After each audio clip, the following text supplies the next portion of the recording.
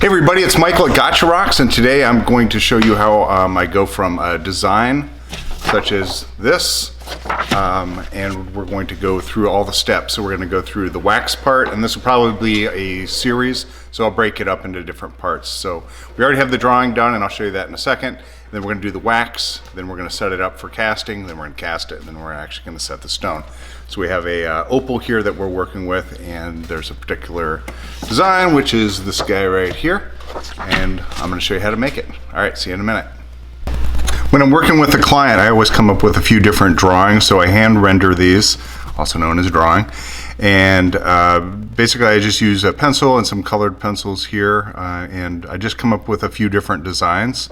And I usually have a stone, which is right here. This is an opal, and I always try to draw these to size. So just keep that in mind. So if you're working with your client or friend or whatever that you want to make this for, you want to be able to represent exactly what's going to happen. So you can see that this opal actually fits right on that drawing, and so they can get a pretty good understanding of what the design is going to look like. So that's my idea of drawing for the opal, and this is the actual opal.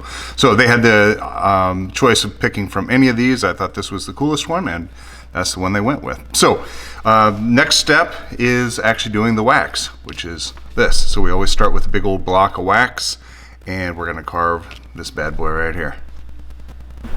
So I just wanted to show you what my wax bench looks like. I have all these different burrs here. You can see all these other waxes that I've been working on. Most of those are ones that didn't work out. So if you're carving things and they don't work out, don't worry about it, because it happens all the time. All right, the other thing I do is I always set up the drawing here, or the rendering, so that I can see it as I'm carving. So this kind of gives me a little inspiration. And the more times I see this, the more it just kind of seeps into my brain, and then it comes out of my fingers during the carving process. I also keep the stone, right there, and that's just so I can do some quick checks and make sure that I'm not carving the wax so it's too small. So this is just my stuff here. I've got my master touch there. I just wanted to show this real quick, and I just think this is important to do just so that you always have a reference point. The next step is to get the measurement for the ring. We know that this is drawn to size. So I just kind of go like this. This is my dividers, and I just do a little measurement here and just kind of get a little bit bigger than what I need. So I'm guessing that's like, 3 millimeters on each side. And then what I do is I scribe a piece of wax like so, and then I'm going to just shave all this down till it's perfectly square on all sides. Now all this wax starts out like this, so I just cut off a big chunk of what I need, and that turns into this. So we're going to, at this point, start squaring off this piece so that everything is at 90-degree angles. Also, if you need a step-by-step, I have a blog post that's called Wax Carving 12 Steps to Success or something like that. That's on the gotcharocks.com site. That's really nice because I just basically took pictures of everything and put it up there. So you can go step by step and kind of follow it through and make whatever kind of ring you want. So it just gives you the basic layouts for carving your wax. All right, so the next step is to square up everything. And I just wanted to show you a couple other little tools that I use. This is a square, and it's basically just like one you'd use for woodworking. I highly recommend using a metal one so that there isn't any flex on it. And the other thing is, I didn't mention before, but this is the type of saw I use to cut off chunks of wax from this big guy here. So, just so you know, I'll have links to all these tools down below, as well as these dividers, which you have to have. Okay, so what we're gonna do is go like this, and we just wanna make sure that there isn't any gap in between there. And you can do that by just kind of holding it up to the light and see if you see a gap there. So if I go like through here, I'm gonna kind of flip this around. It's looking pretty square. I get right here where this was kind of this cut part, and it's not very square. So I wanted to just make sure that I square all this up. So I'm going to use my wax file, which is this. It has a coarse side and a fine side, and I'm just going to simply go like this I'm going to smooth it out. So I'm going to do this to all sides, and I just keep double checking like so. And just keep working it until it's nice and smooth. And the most important part is making sure that this is square. If it's not square, you're going to have a lopsided ring by the time you get done. Okay, so I'm going to keep working on these.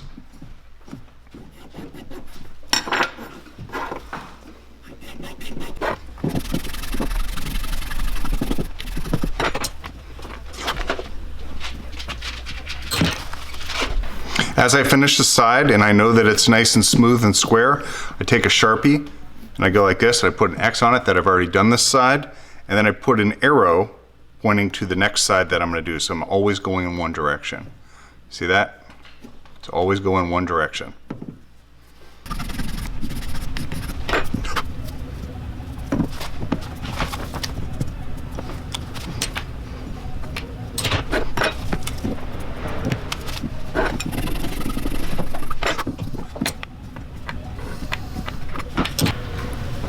I'm done with doing all the carving or the squaring. So I've got all my X's and arrows. So this is where I stopped, right here. So that was the last one. Now what I want to do is, this is where I'd cut it off. So you can see that that's kind of rough. And then I always have one smooth side. So I usually finish off one side.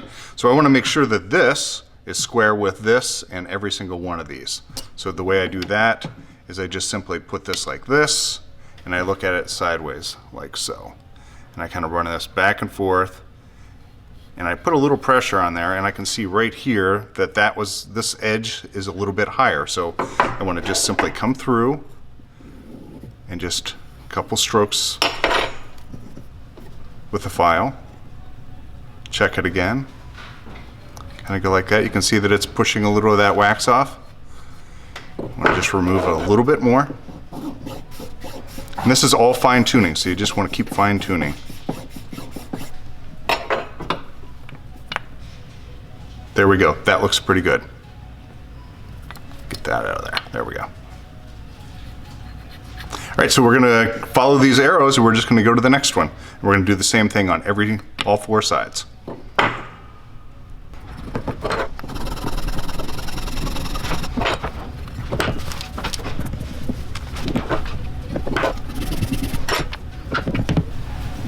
All right, I've checked all four sides here. One, and then so we're back at the last X that I did.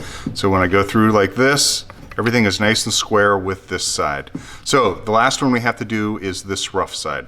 So I've made a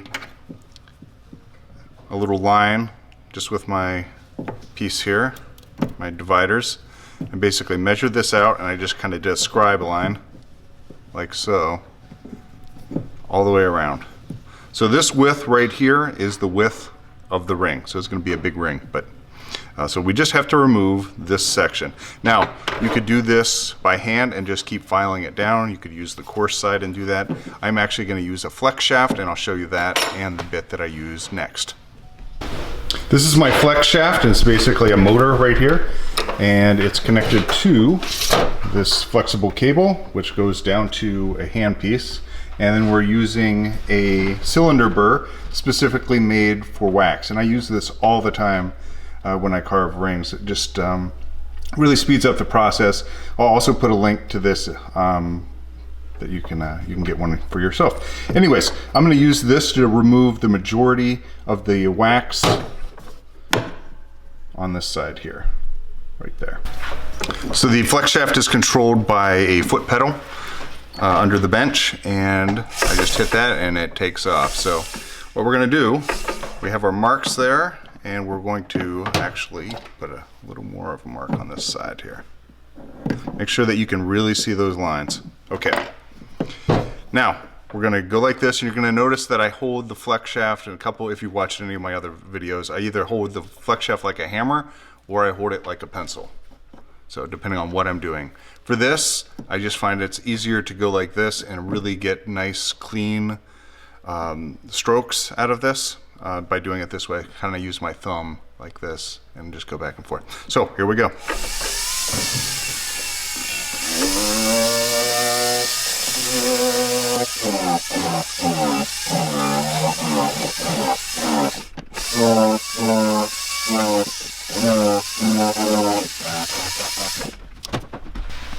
A word of caution as you're using this, make sure that you don't cut into the line that you scribed there. So you want to get as close as you can, and I also kind of remove some of the center portion too. So I kind of like work these outside portions and then take out this, and then I'll come back in with my file and like really clean it up. So I want to get as close as I can and then hand finish it from there.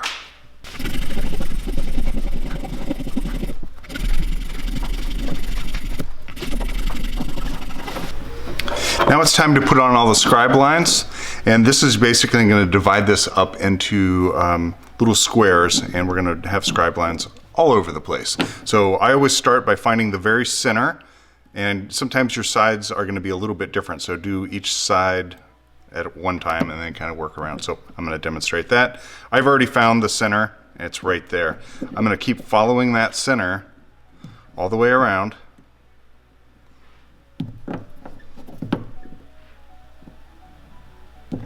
And you will see that I end up right back where I started. So next I want to find this side. So let's just do a little test. We'll kind of go like this, and then we're going to go over here. And you can see that this side's probably a little wider. So we need to hit a mark right in between the two little scribes there. So we're just going to adjust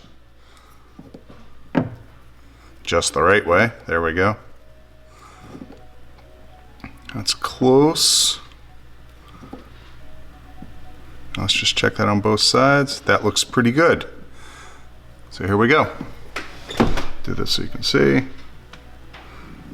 Like that. I always have one side kind of hanging off the edge here.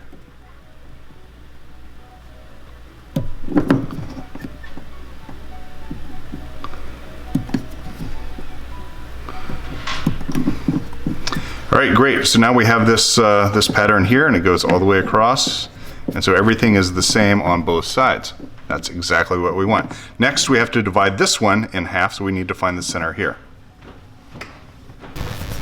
All right, I found my center here. I tested on both sides, and it looks like it's pretty good. So we're going to do this again. I'm hanging this side off the edge.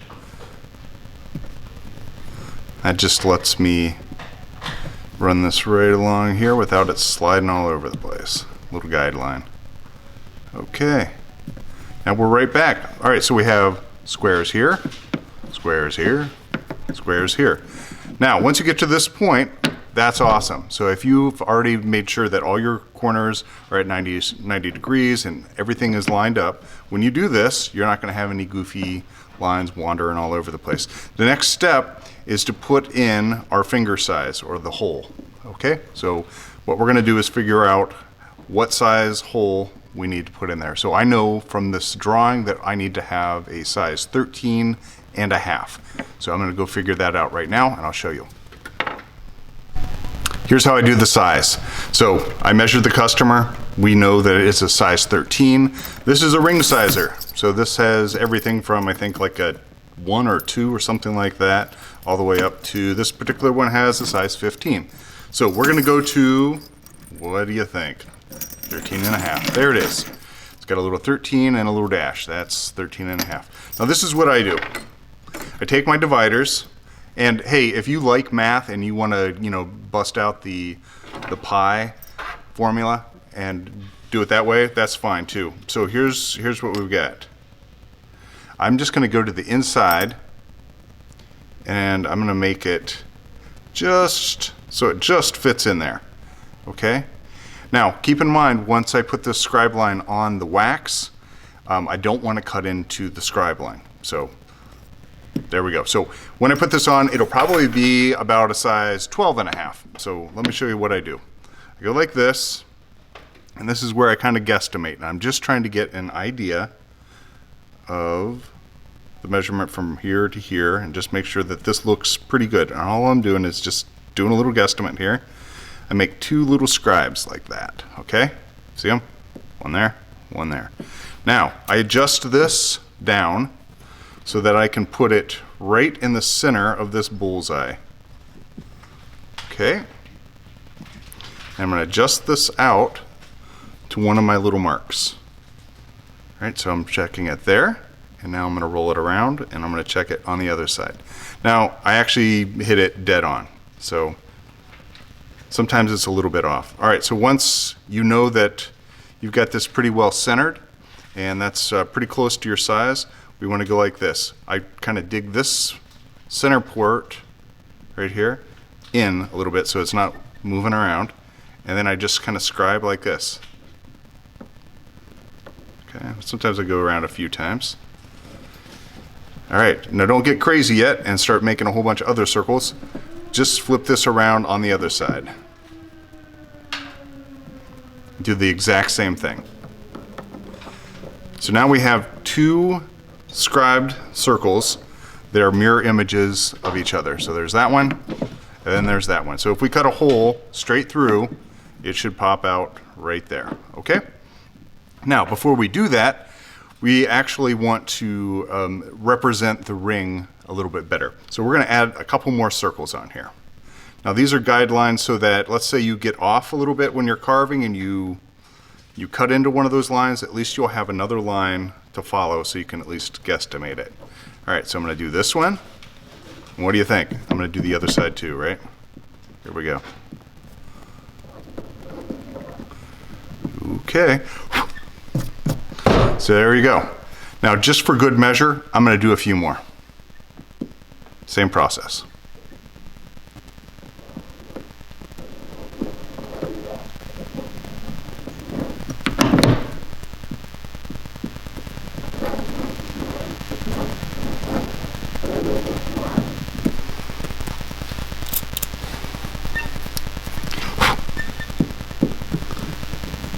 And as a safety, I'm gonna put one more smaller one right in the center